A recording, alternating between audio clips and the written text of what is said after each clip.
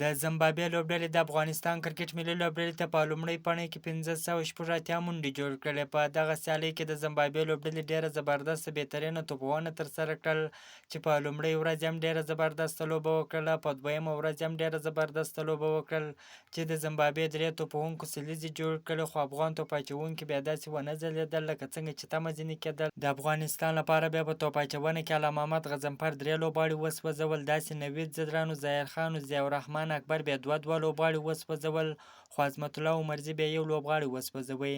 د افغانستان توپوونکي به بیا اوس خپل توپونې ته دوام ورکوي. ګورو چې د زمبابوې لوبډلې پر وړاندې په لومړۍ ټسټ لوبه کې څنګه توپونه ترسره کوي. تاسو هم دعاګانې کوئ چې افغان کرکټ ملي لوبډله مو یو ښه توپونه د زمبابوې لوبډلې پر وړاندې ترسره کړي.